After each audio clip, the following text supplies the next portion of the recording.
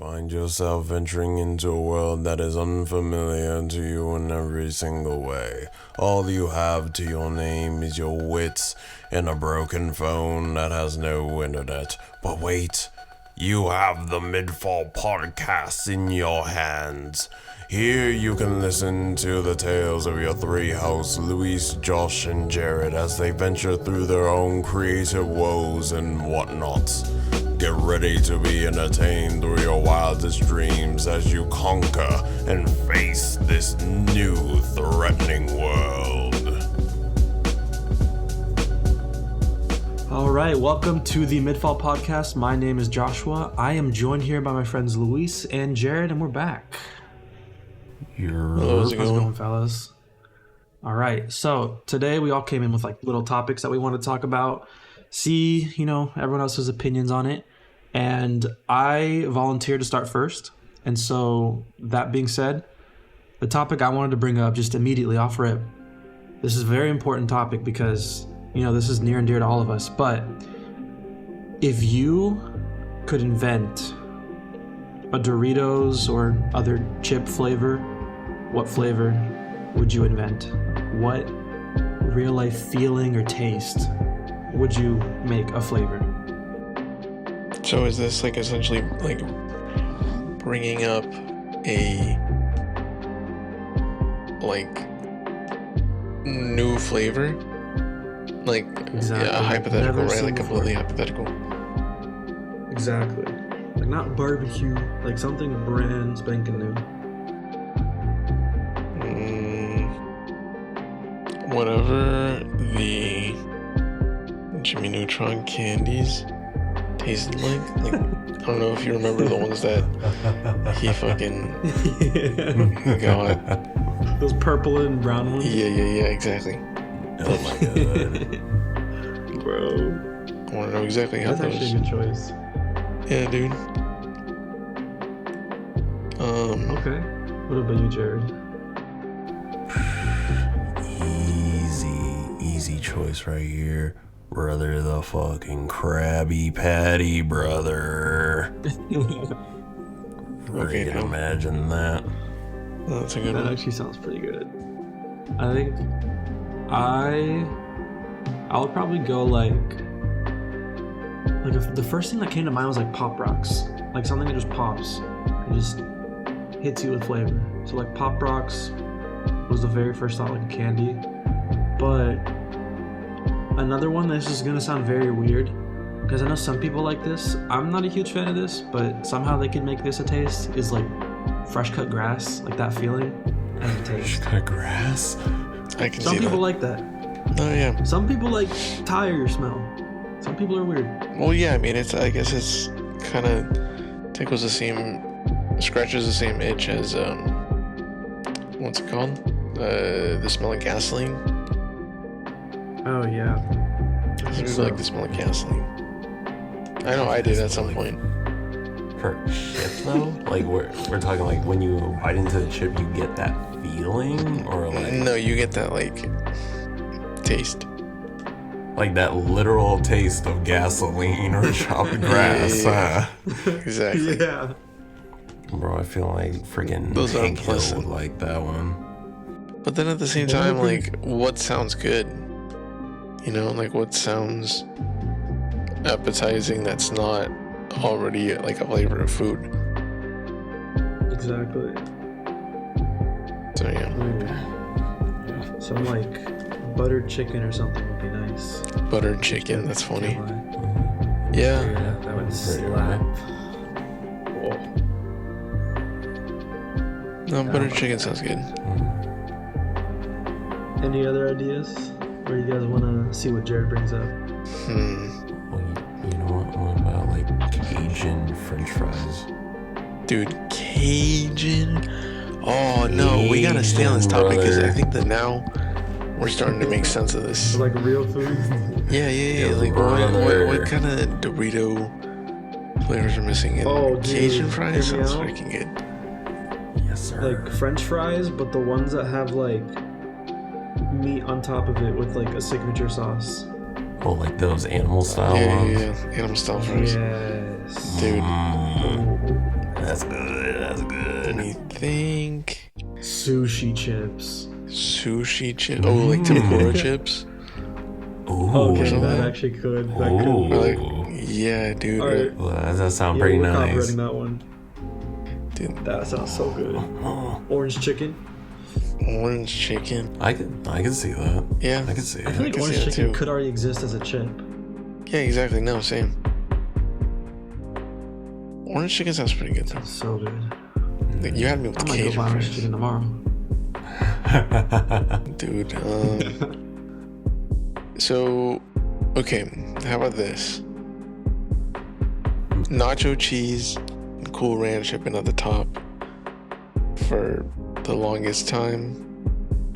What would you guys say is like the actual top? You know what I mean? Like, Ooh. what would you rank highly? Of those two or all the Doritos flavors? Like in terms of like just switching it out. You get what I mean? Like switching out nacho cheese for another flavor that you think should take its place because it's maybe it's underrated.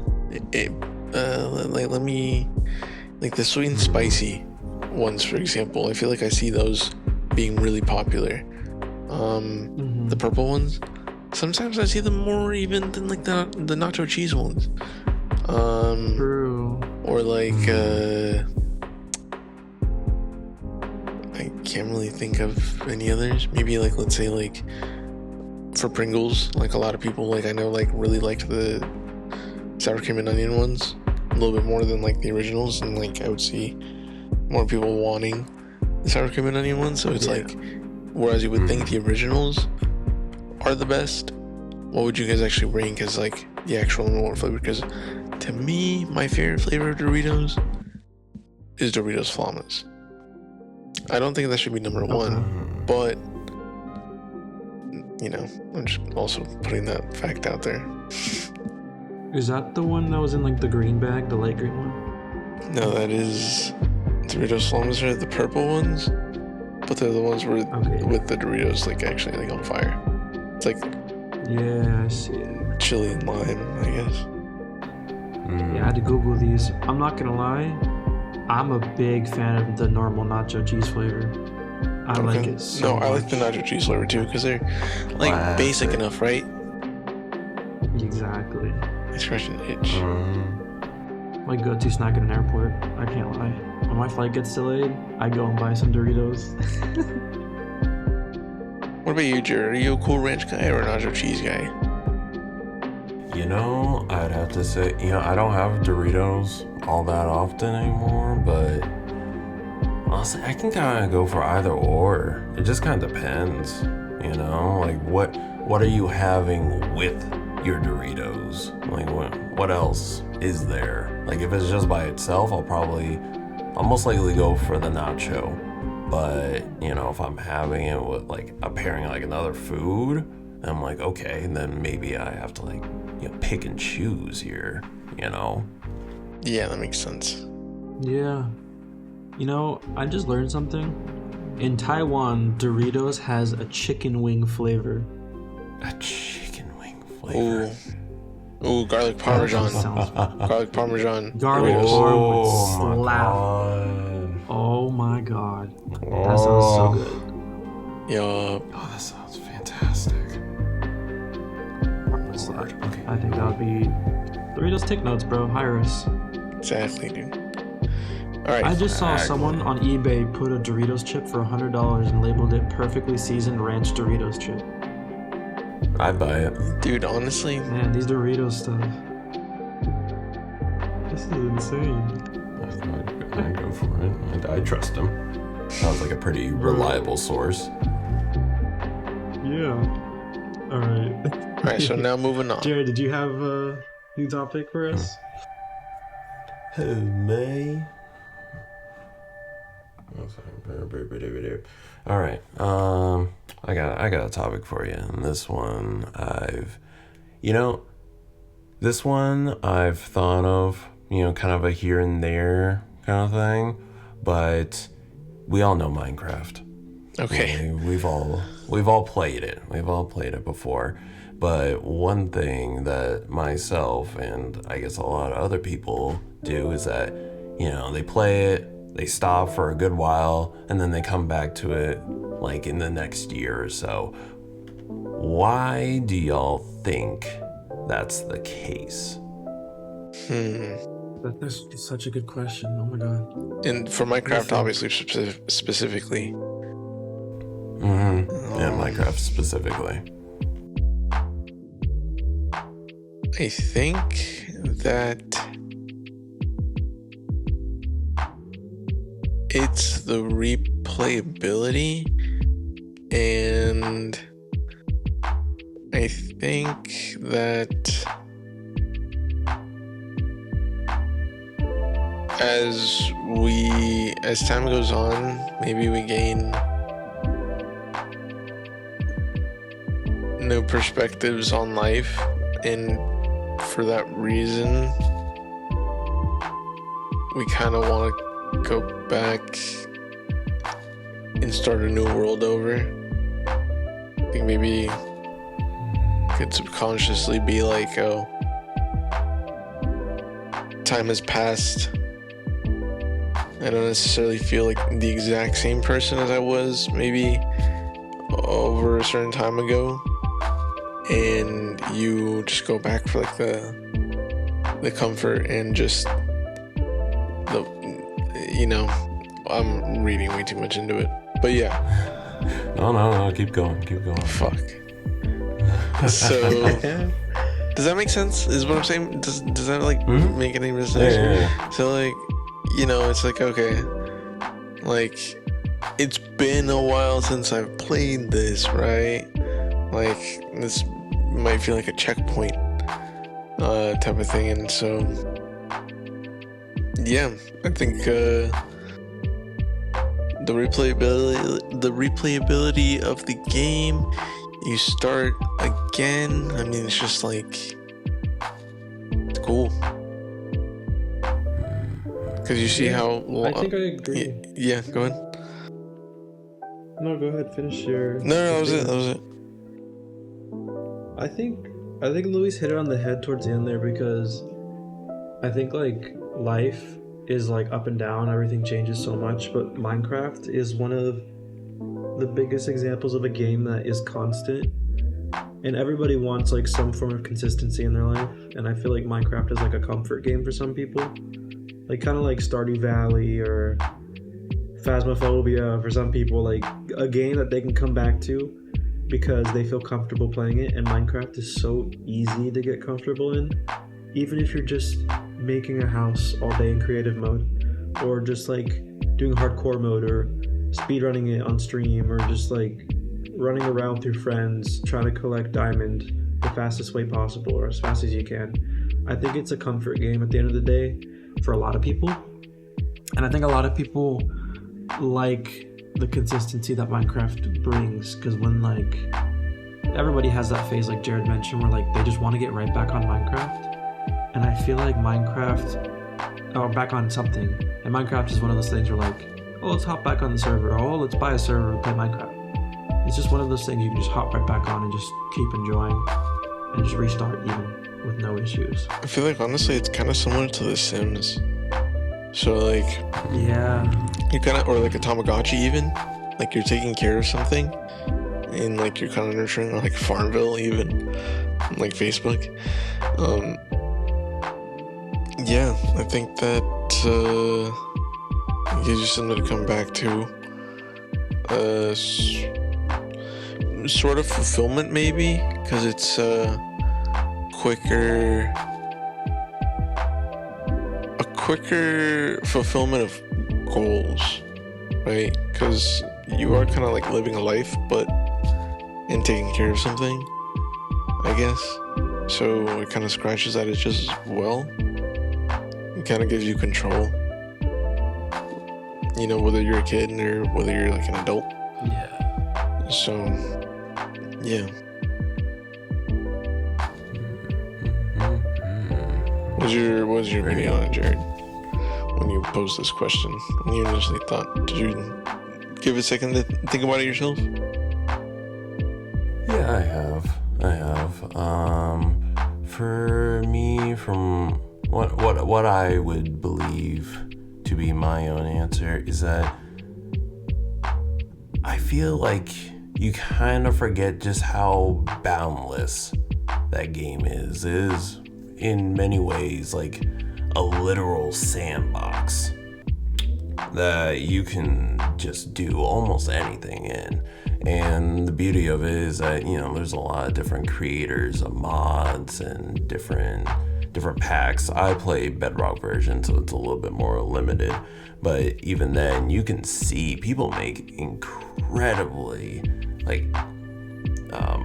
just incredible things. I think I saw one video where it was this guy, he was using redstone, and he basically built in Minecraft a computer to play Minecraft. Yeah. Like, I'm not even no, I know what you're about talking about. Yeah, I saw that. That is impressive. That is only limited by just imagination alone. Like, you forget that, and then when you see that kind of stuff, you see what people make, and it just kind of reminds you, like, I have the possibility to make that, whether you make it or not. Regardless, it's that interest, that kind of whimsy almost, that kind of just drags you back in. And you know what? It feels great. It just feels great for the time that you're playing it. Yeah. So that's what I think. And as such, I wish I could have given it a simple answer. I'm not saying that it's simple, right? But I wish I wouldn't have given it such a cerebral, thought initially.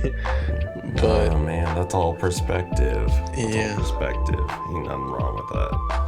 No, because it's true though. I also kind of forgot about that. I'm like, oh yeah. Because when Josh mentioned creative mode, I'm like, oh dude.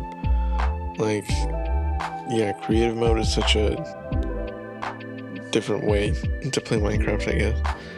But yeah, it's so relaxing just being able to kind of build something, right? Just out of Lego, but virtually. I don't know, I feel like it's similar. But yeah. Yeah. 100%. Alrighty-ish. Back to your topic, sir. It's actually your turn, buddy. Nah, dude. It's up to you right now. Okay, well, how about this? Let me go ahead and pose a question if I can think about it on the spot. But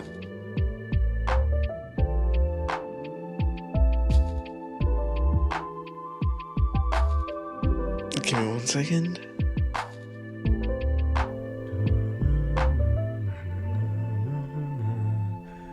And I can't think of one.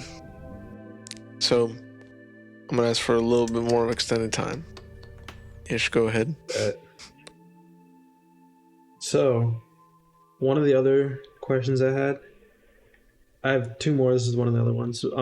This one is, for you, how long is too long for a drive?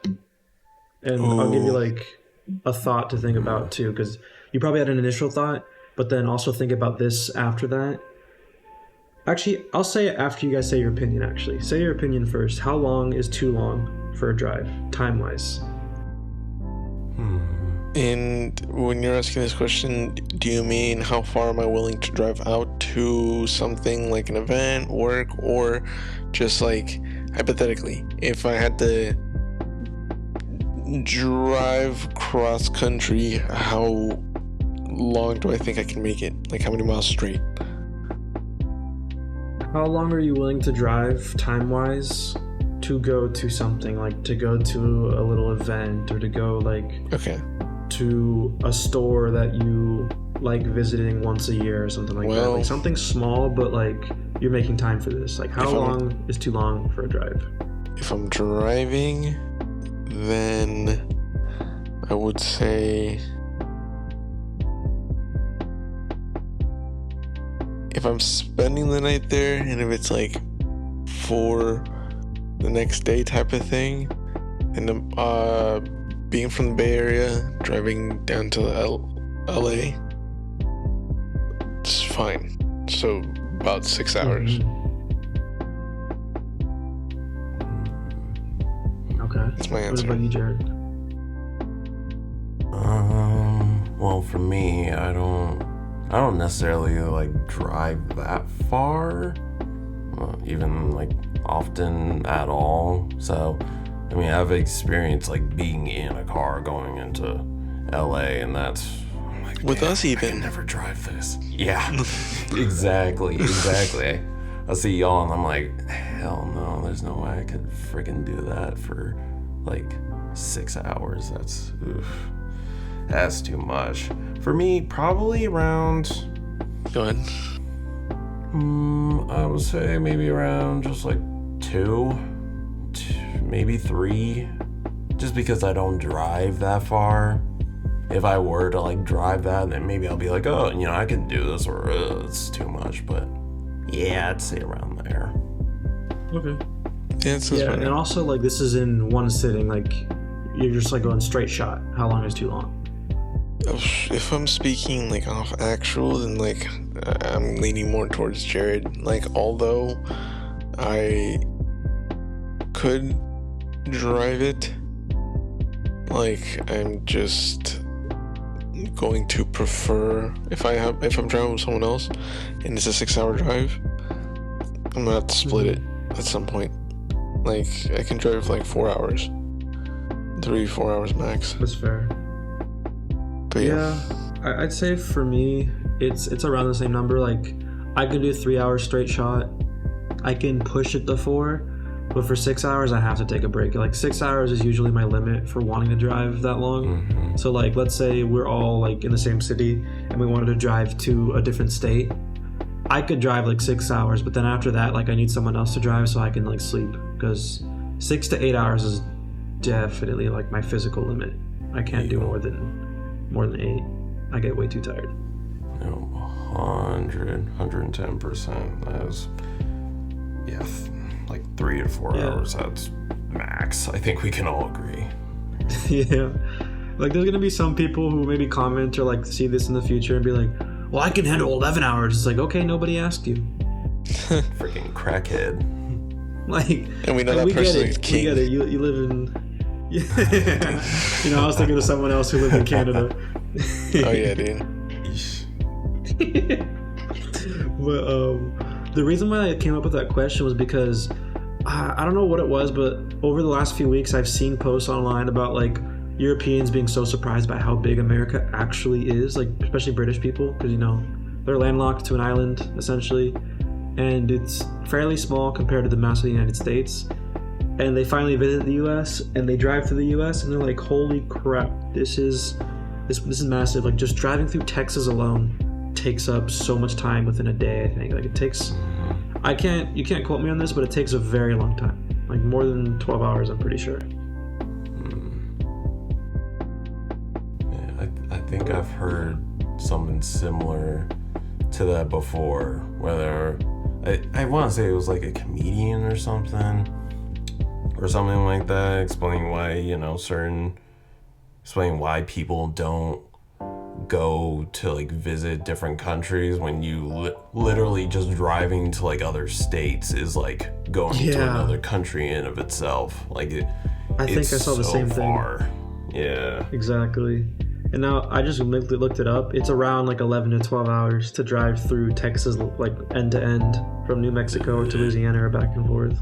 Dang. Or to or fro, which is insane. I'm sure for California it must be crazy to go from the top to the bottom. Yeah. Oh, 100%.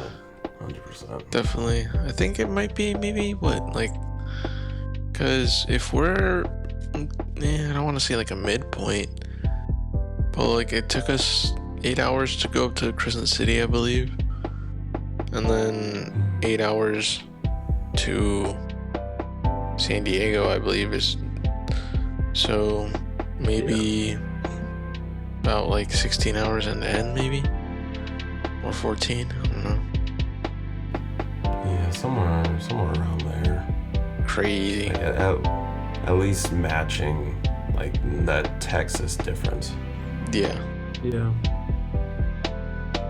Dang. So I had it. You gotta quit it. I had it. I really did. Oh, okay. I have the thing that I came up with, a question. So recently I was having a conversation and it was at the gym and I was talking about reading and books, obviously reading. So I asked someone if they had read, I think it's the 32 Principles of Jiu-Jitsu, 34. It's a book that I saw in Barnes & Noble. And I was like, oh, okay, this just basically seems like a book that uses sport to, kind of make sense of real life and like teach lessons through sport and stuff like that, right?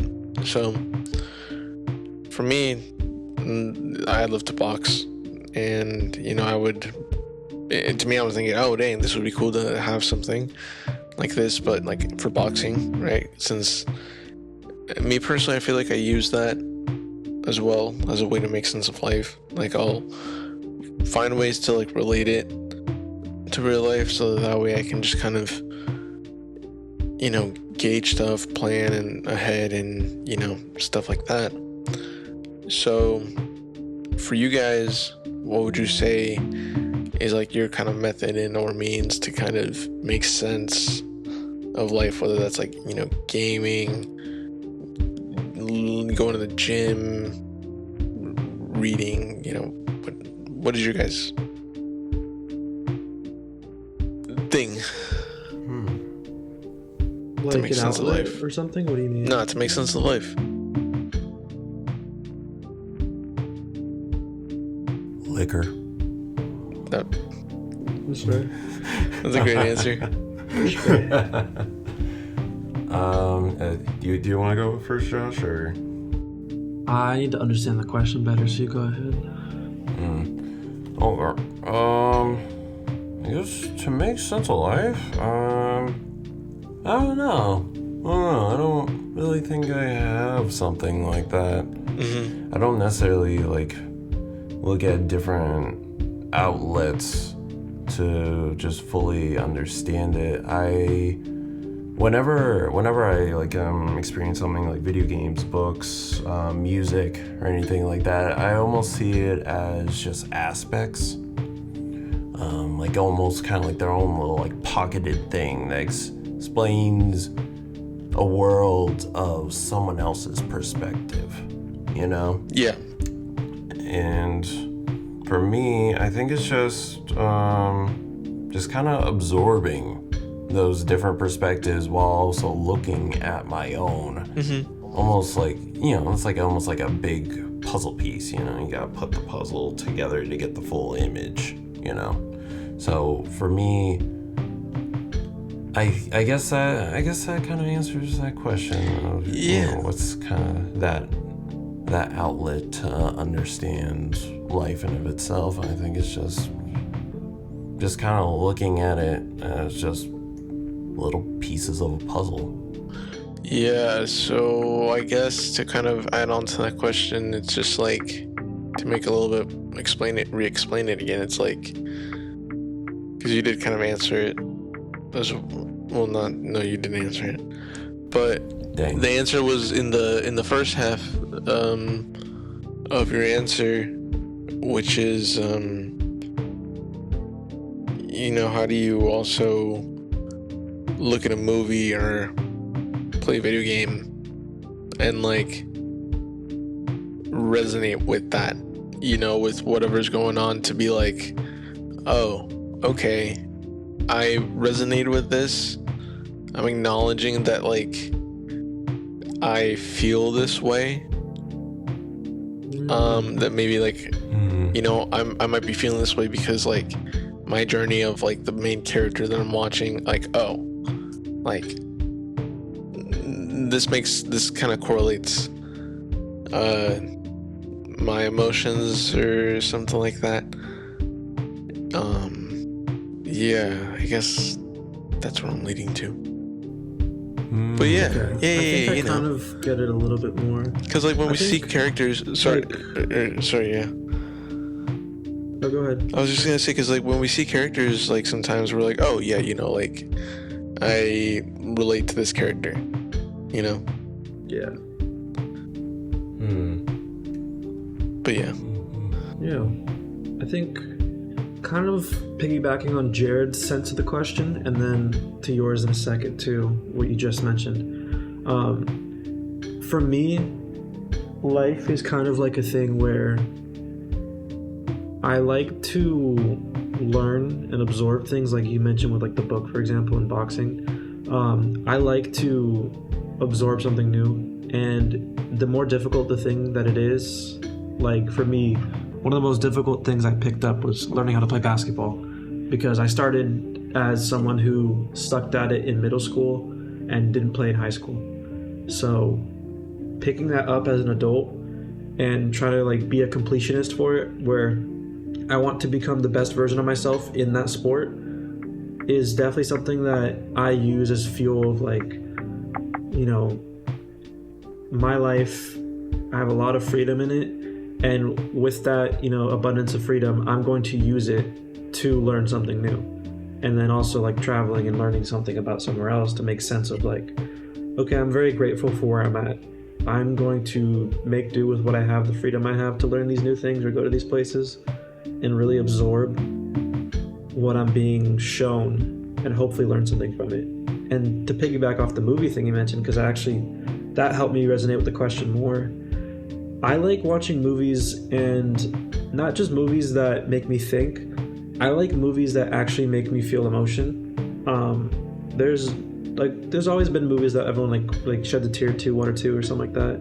And like a good example for me was like Inception. Like Inception's one of those movies where I didn't expect it to get me to feel the way it did. I'm not going to spoil it for anybody, but that movie like showed me like, okay, the way I'm thinking isn't necessarily bad, but I need to be mindful of like avoiding certain decisions to lead to certain aspects where I'm not with those I love, and so on and so forth. And so for me, learning from other people's mistakes or like from media is also something I really enjoy doing. Nice. The emotion behind it as well. Like Inception and About Time, those two movies get me in my feels, bro. Yeah. Those movies, some of my favorite movies ever. I've never seen either of those movies, which is kind of crazy. You haven't seen Inception? No, I haven't. And you know what? I will. Hold on. Like it's not Inception. So it's Interstellar. Interstellar and Inception. Oh, Interstellar. Oh, okay. Interstellar and Inception. I always confuse them. That makes sense. Inception's good, but Interstellar is one of my favorite movies of all time. 100%. No, I can imagine. I've heard that it's super good. I've seen like a clip here and there. But the thing is that, and this will make sense, right? You should actually feel really good for me, Josh. Right?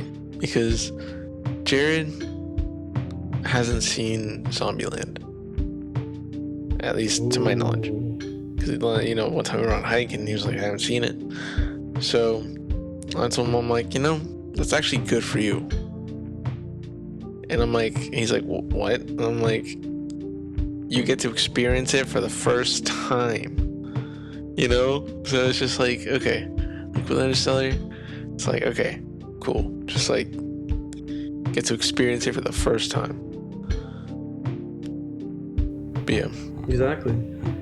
That actually made me think of something real quick. Like when I mentioned basketball, it's not just that I like to learn the sport, but something that I found enjoyment in was feeling like I progressed or feeling like I learned something. And it translates when I like play it. This is a little bit off topic for the movie part of the question that I resonated with, but like if I were to play a game of basketball and then I just like scored every point for my team, and I've had that happen before where I just scored every single point for my team and I'm not that good, but I was good for that night. That's one of those feelings where like, okay, this rejuvenated my interest in what I'm doing. I really like this. I'm definitely not, wasting my time. Well, your That's a mindset, big thing, I think, your for a lot of mindset people. carried over. Exactly. Yeah. Like it validated what I was doing. Yeah. No, but you have to watch Interstellar. Interstellar and About Time, top quality movies. Those are gonna have to be Those two movies make you think that and we feel. watch potentially when you get here, when you come. Yeah, we definitely can watch at least one of those. In Zombieland. Either one.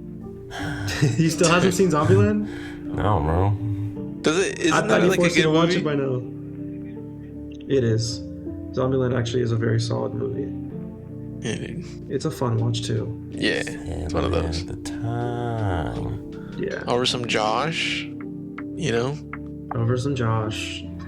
watching Zombieland and Interstellar with Josh over some Josh. Josh over some Josh. That's horrid. So, go ahead, Jared. Passing this totem of topics. All right, so I'm gonna give y'all a choice for this one because I got two more questions here. Would y'all want? Well, actually, no. I already asked Josh this, so let's go with the more personal question. So we're all creatives here. We create our own things, and we enjoy it a lot. But I want to ask you guys for this one: how, when you're in that creative process, like, what are you feeling? Like, what are you feeling when you're making something, and maybe some go well, some don't. Like, how are you feeling about the process itself, considering all those different aspects? So when I'm working on like my creative outlet, what am I feeling while I'm working on it is what you're saying? Pretty much, yeah. Dude, for me, it's weird what I'm about to describe because I feel like it might be slightly different than music, but you might have felt this too, like if you're making a beat. There's this word that I've kind of grown a little bit annoyed by called like flow state or something like that. I just call it the zone. That word kind of annoys me, but it's understandable because it's like an actual thing. Don't get me wrong. I'm stupid and I'm annoyed by it. That's it. But for me, let's say this is like me working on my games and stuff, like me 3D modeling, for example. Something I'm used to, something I still have things to learn about, but for the most part, when I'm working on this and I have to 3D model or make something, it's something I know I can do. So I enter that like flow state, and honestly, what happens for me is I just unconsciously just keep doing what I'm doing, and I'm just like mind blank or just talking with friends, or just mainly mind blank if I'm alone the whole time. I don't feel anything. I don't really think of anything except for like, oh, what's the math for this? What's for this? Or like, how should I make this look? Does it follow the image I'm using? But then after I complete it is actually when I feel that emotion, because I'm like, I let out a huge sigh. I'm like, ooh, I spent like 4 hours or more on this, and it turned out exactly, if not better, how I wanted. And I feel like proud of myself, but also like happy that I took the time to learn how to do this, and I can do it and enter that state of mind and feel happy that I accomplished this. That's what I like about it. That's how I feel. Sense of happiness and pride, I guess. That's good. That's a good one. What about you? For me, same thing. I feel the flow state, I guess. Because I was gonna compare it to sparring, I guess.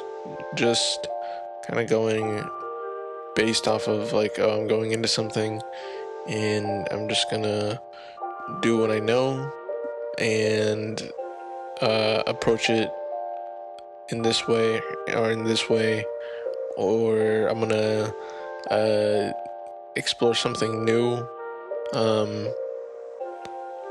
but kind of like going into new territory, but approaching it just how I've approached everything else in the past. You know what I mean? Like taking that same formula, those same steps or whatever. But yeah, just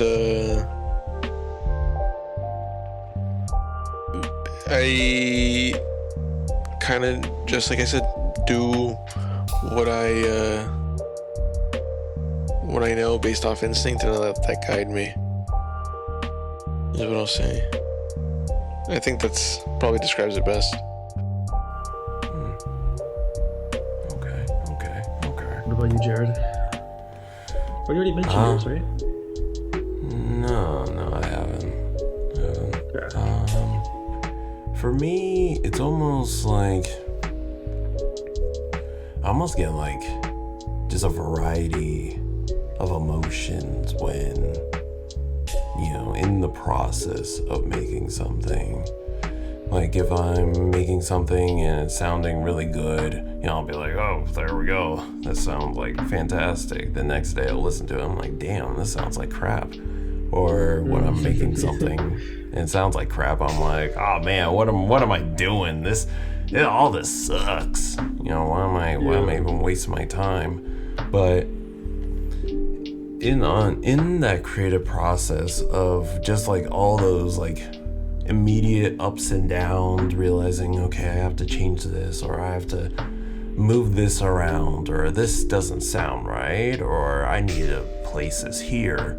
All of those like aspects are just so overwhelming in a way. Yeah. But just today I was working on a master for a song, and I had to like redo all the volume, all the mixing and all that, and then I put it through the master and I realized, wait, this sounds way too quiet. Like I'm having to turn it up so much that it doesn't sound right.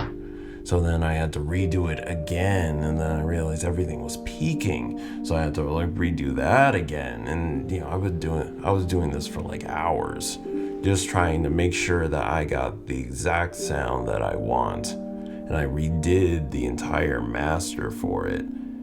And it, like, when did I finish it? I finished it maybe like 3 hours ago.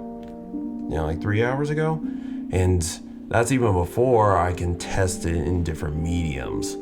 So it's almost like it's exhausting, but then once you hear it for the first time and you realize it is done, it's satisfying. It's so relieving. Then you feel like, oh my God, you know, I finally made this. And then you can just put it out into the world. And then after a while, you'll be like, damn, what the hell was I cooking there? That was horrible. Like, never do that again. But point being is that I feel like for me, it is a roller coaster of emotions that all culminate into something that is relieving, that you can, you know, feel proud of for whatever it is, you know. Yeah, for me, I know it is hitting really well because I keep going back to listen to the same, like, mix, like the same song, like over and over, and I'm like, oh, yeah, this one sounded good. So, yeah, that's definitely a good feeling. At least when you not necessarily had, like, the finished product, but just you're created something that has rhythm you like to hear, and it's like just one of your thoughts, you know. I was like, oh, this is a good thought. So, yeah. That was a really good question. 36. Hey, Mr. All right, Ish. I have one more. Go This is ahead. my last one. This one actually is very on topic of what we just did. Mainly because you guys in music. But the question was, your dream music collaboration, but not with you. It'd be two musicians you would want to hear hop on a song together, either for the first time or like again because they've done it before. Go ahead, Jared. I think I have to think about this one. Okay, you have to think about this one. Well, for me, it's just a no freaking brainer, dude. Has to be Bones and Suicide Boys, man. They need to do it. It's happened once, and it was just very early on, like very, very early on. And with the new stuff that they've been coming out with, but just in general, Sam has always been available to work on something together. But yeah, that's pretty much it. Okay. Do you have one in mind, Jared? Do you want me to go? No, you go ahead. You go ahead. I'm like looking through my Spotify right now. I'm actually gonna do the same, but I have a few. I'm just gonna go off, okay? First, and this is for like if the dead people were still alive, I would want this too. So I'm gonna say that like I would want another Eminem and Juice WRLD song. That would be really fun to listen to. The guy that made the the Curious George song. I will say Eminem has been popping off lately. The guy that made Eminem actually has. I think he released something new recently. I haven't listened to it though. The guy who made the Curious George theme song. It's like I'm not gonna sing it, but it's like really chill and calm. I would love to see. His name is Jack Johnson. Him with 21 Pilots making like a really calm melodic song would be really fun to listen to. And then one I had in mind would be, I don't know if you guys have ever heard of Bea Badoobie. No. She's an artist from the UK. Yeah. So her with like someone like Ed Sheeran or like Shawn Mendes or like something, or even what's it called? Let me look up this song real quick. Like Cage the Elephant or something like that would be fun. Wow. Or Young the Giant. Young the Giant and Bea Badoobie would be really fun to listen to. That's the one I was thinking of. Young the Giant and Bea Badoobie. I think that'll be hella fun. Or Brick and Mortar plus Mortar with like Young the Giant would be fun too. That would be kind of interesting. All right, Jared, you're on the shot clock is on you now. Oh no. Dude, you know what? Hold on. Sorry. Huh. I was just gonna say Jared's like, thank you. 21 Pilots. 21 Pilots and freaking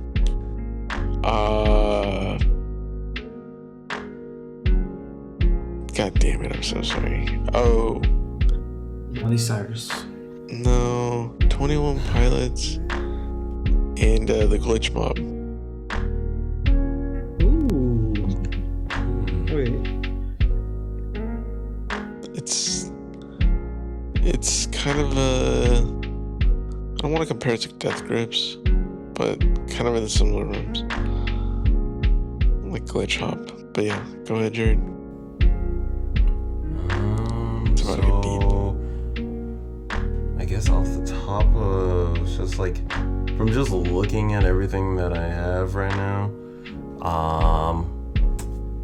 I feel like I'd really like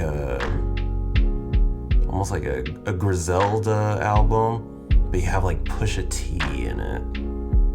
So you have like, you got like Benny the Butcher, you got freaking West Side Gun, you got Conway the Machine, you got some like Pusha T, some Freddie Gibbs in there, something just real gritty. something just really gritty. I feel like that would just be like fantastic. Another one.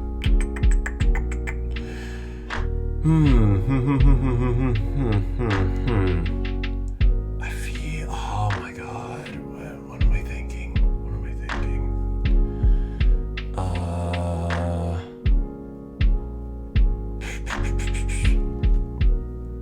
You know, I feel like a Frank Ocean and a Tyler collaboration would literally just break the internet. Yeah. It just break the internet. Definitely. It doesn't even have to be like a full album. It could be like an EP or something. Definitely. And that would just like Yeah. melt everybody just instantly. But I agree.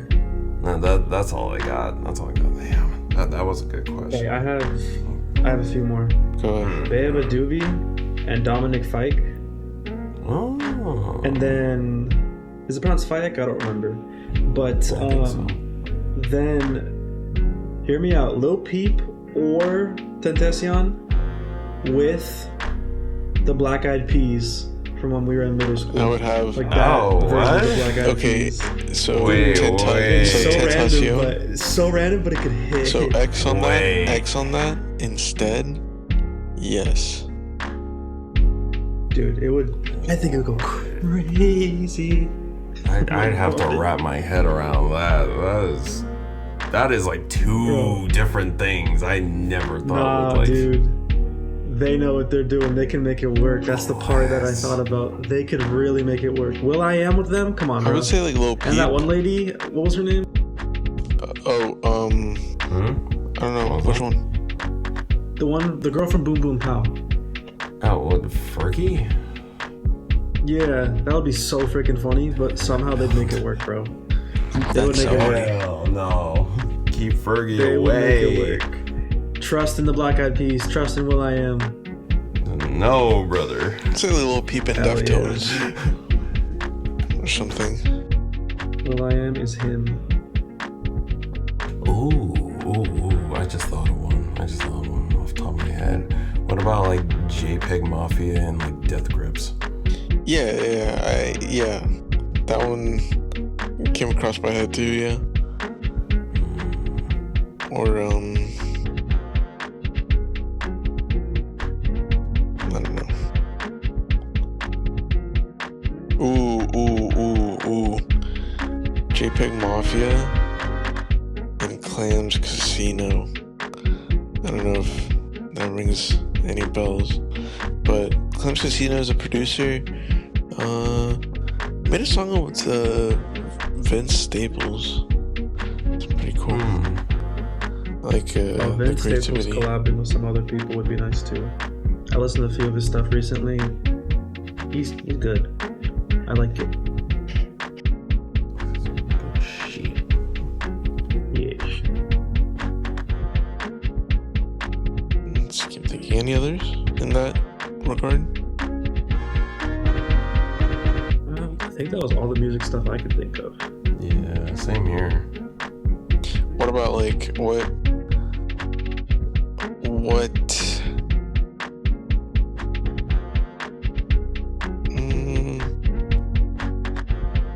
Nah, forget what I was about to ask.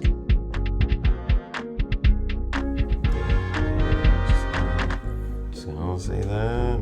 Yeah. Yeah. Dang. They do that to us, bro. That's messed Yeah. You do that to the fans? I was just gonna say like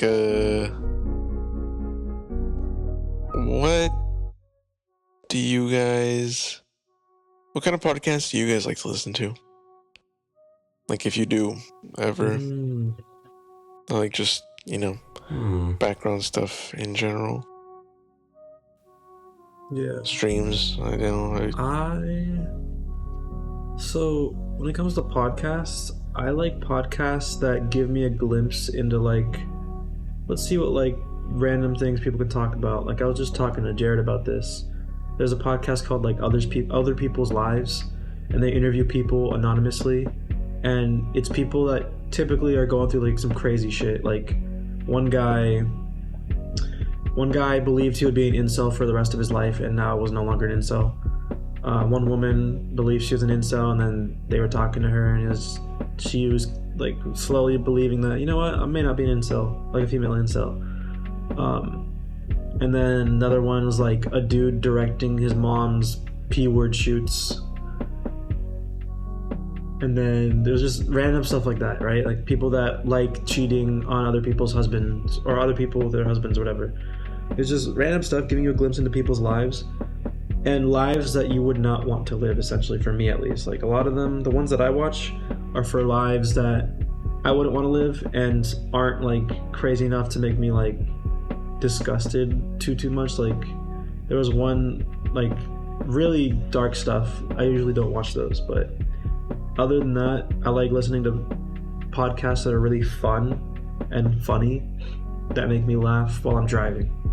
Like podcasts that make me laugh while I'm driving, I used to have those, like the Freddy show, the FRDI show. I used to listen to that one while driving, and it was really funny. Well, those are the types I listen to. What about you guys? For me, in terms of podcasts, I really like to listen to stories, as you know, right? That's always been like one of my freaking things, just like listening to stories. But especially like horror stories, I like to listen to like like true Reddit like horror stories of like people going out into the woods, or like they live in like rural, like wherever in the US or in another country, stuff like that. I like to listen to stuff like that.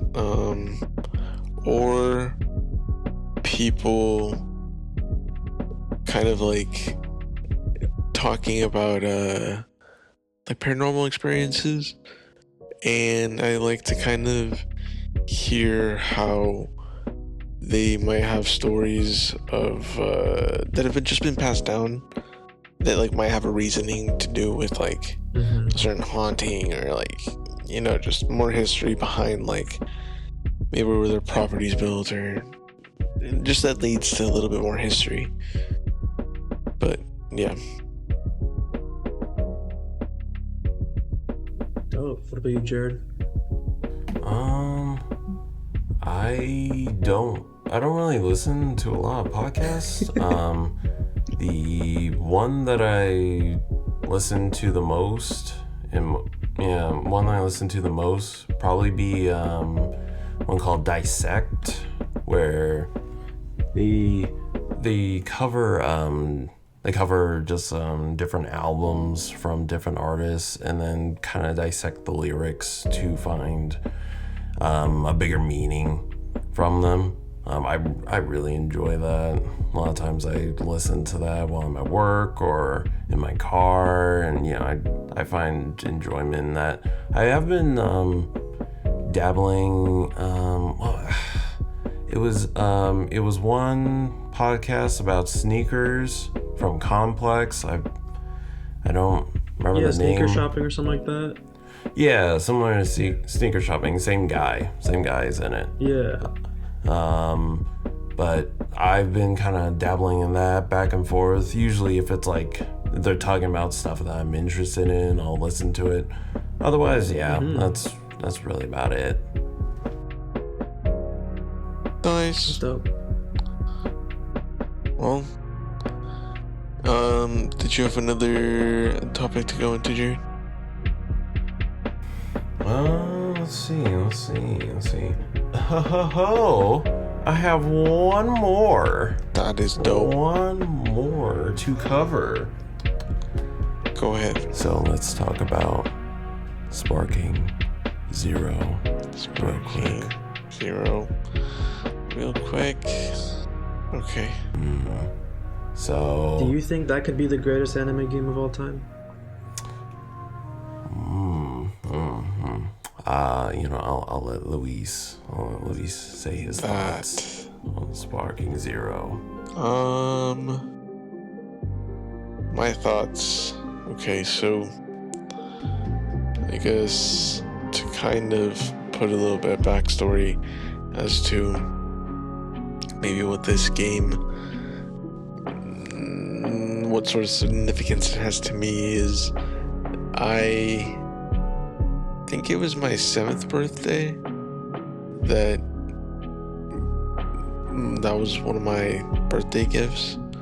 I got a Dragon Ball Budokai Tenkaichi 2 along with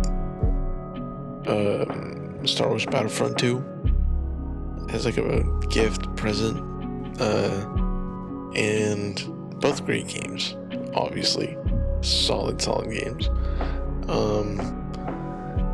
and so I have a nostalgic feeling to that, nostalgic attachment to it, in that sense, because regardless, it's a really good game.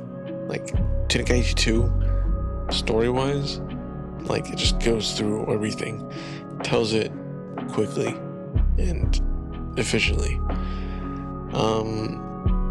Then one of my cousins came to visit, and we went to the mall, and I bought Tenkaichi 3. Like, just he was with me and we bought it because he also played Tenkaichi 2 back where he lived, and so yeah, it's just exciting to kind of play through that game then with him for the first time and for the next few days while he was here.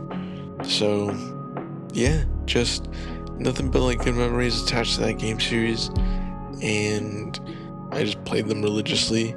And so for Sparking Zero to be coming out this later in life, because then again too, like Raging Blast 2 primarily, Josh got that when he got his, or no, I got it, I believe, but then you also got it when you got your PS3, and so Yeah.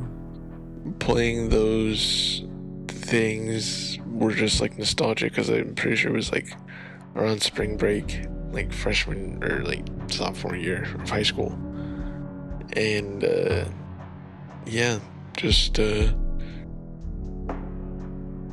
always played those games and played them a lot, and yeah, that's pretty much it. I'm just glad to see the next iteration coming out, and coming out in such a hopefully seemingly like well thought out, and like it sounds like they listened to the audience.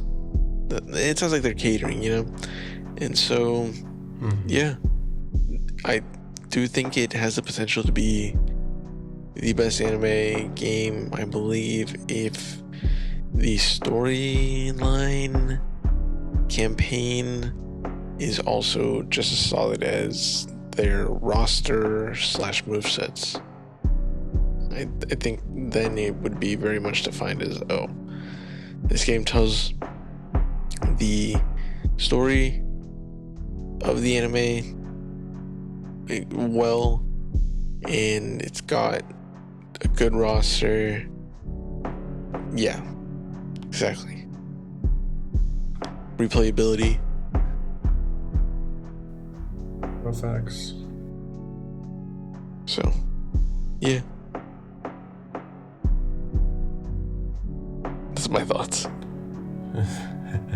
Yeah, I think for me, I like Raging Blast 2 was like the Dragon Ball game for me growing up. At one point I played Ultimate Tenkaichi 3, I think that's the one. That game was alright, and then I tried Fighter Z. It was okay as well. Like, I know it had its ups and downs, but Raging Blast 2 is always going to be in my heart as one of my favorites, especially my favorite anime games. I definitely think this game has the potential to be one of, if not the best anime game ever made. Like, I guess the word would be like AAA anime game, because it would be considered one. I could see it being that, mainly because of the attention to detail, like Luis said. Like, the attention to detail is already apparent. If they could keep it up, like the quality we're seeing is consistent throughout the whole game, if that's what I'm like witnessing and that's the reality, I think it's like only up from there. I definitely agree about the story part, because for me, playing those Dragon Ball games, the biggest thing was the story. I loved playing the story mode stuff. I heard, and I think this is already real, it's already true, but you can like make battles for people to fight of your own story missions, apparently. Like alternate universe story missions, if you really wanted it to be that. So like you can make an alternate storyline where Yamcha beats Vegeta, and so you have to play as Yamcha and beat Vegeta in the Saiyan Saga. Oh wow. Which I think is amazing, because it plays into the replayability factor of like, you know what, instead of like us having to constantly make story mode stuff, which we'll probably do, we're gonna have the players make their own story mode stuff. Just build it into the game. It's perfect. Yeah. But I just think I think the game has a lot of hope for it, but I think it's gonna match it. The only concern I have is like networking stuff. I've always like been worried about that for like fighting online games, especially nowadays with playing games on PC and we like have rubber banding issues. I'm not accusing the game of like having that, but I'm scared of that. That's the better way to say it, I guess. I'm scared of that happening. That's fair. But yeah, that's my opinion. So one question before we also keep going, right? So I'm pretty sure Jared's gonna be the number one player.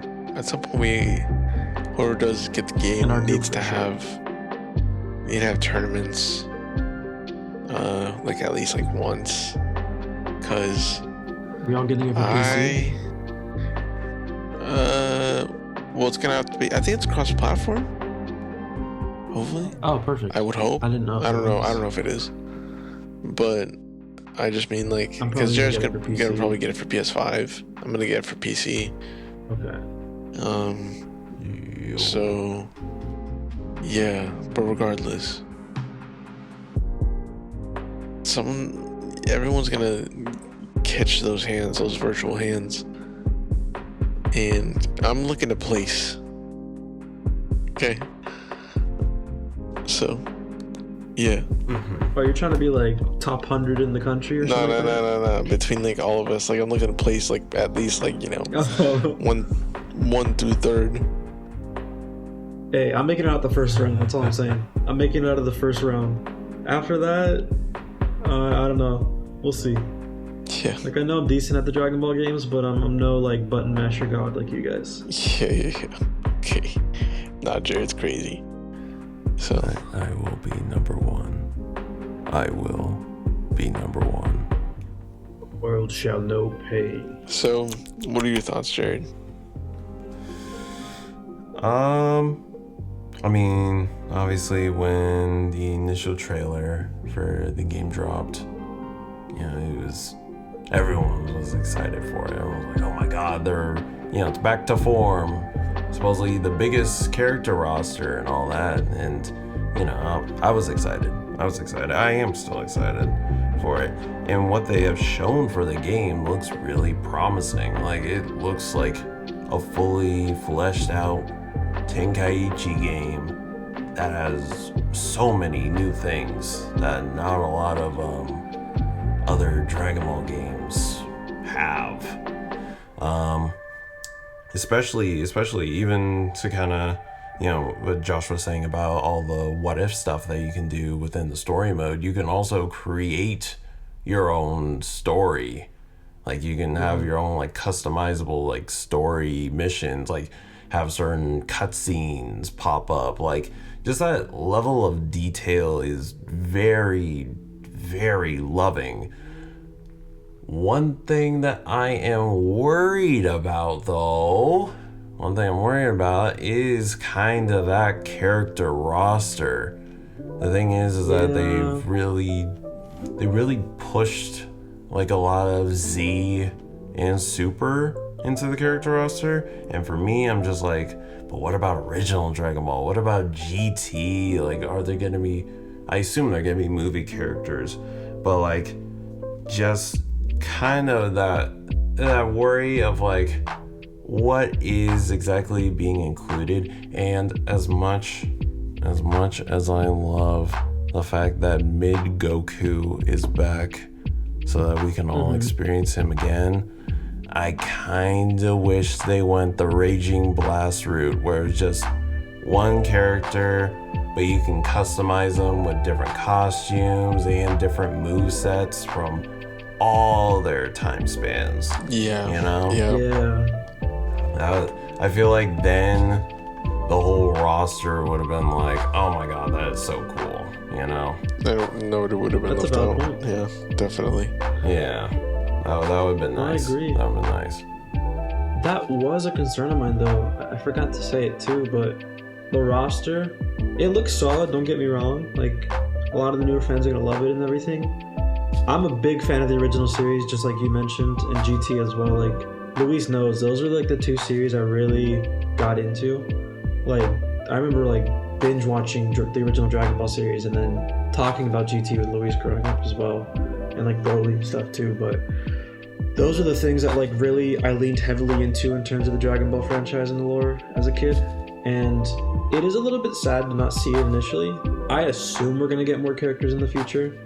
Even though the roster is pretty beefed up, I could see us getting a roster increase of like max 20 to 30 characters within like 5 years of the game coming out. I could be way off of my numbers. Actually, no, I'm I just think relatively that much. I think you're spot on about that number. I think it is around the 20 to 30 range. Really? Yeah. I just didn't know. Oh, dude, I like was literally just guessing. I think that's like right on the nose. That's good. I definitely want to see Dragon Ball characters. Like, seeing Launch in the game would be funny if she's not already in it. Oh my I god, know, that'd be hilarious. great. Dude, yeah. No, I'm just very excited to just Oh, see it. one more thing though. I have to give the game props for changing Hercule. I know some people were kind of weirded out by it, but they changed Hercule to make it so he doesn't fly and he doesn't have a jetpack. He just runs. I think you can have like a double jump. I believe that's about it or something. Yeah, I think that's absolutely hilarious. I think it is peak game humor design, whatever. I love that they did that. I think that was honestly immaculate. Especially considering that like Hercule's just one of the most like, I don't want to say overpowered because like it definitely has its like learning curve, but he's just such a tricky player to play against. So he's annoying. That's gonna be fun. You know, We gotta do a random character tournament. It has to be bottom tier characters. Ooh, that'd be a lot of fun. Ooh, imagine Red Patara. Dude, Red Patara. Let's be nasty. Dude, yeah. Who can beat the Red Patara first and get that achievement? Oh my Yeah, good luck with that. That ain't gonna be me. Oh, god. I'm not that good. I haven't played in years, buddy.